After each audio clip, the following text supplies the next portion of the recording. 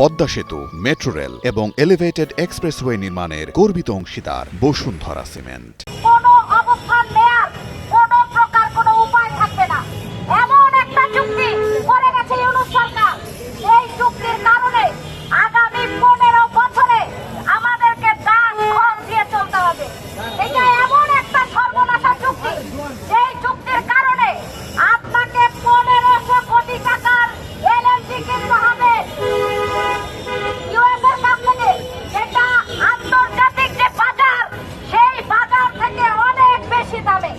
এইটা এমন একটা সর্বনাশা চুক্তি, এই চুক্তি বাস্তবায়িত হলে আমরা আমাদেরকে $3.5 বিলিয়ন কৃষি পণ্য কিনতে হবে আমেরিকার কাছ থেকে।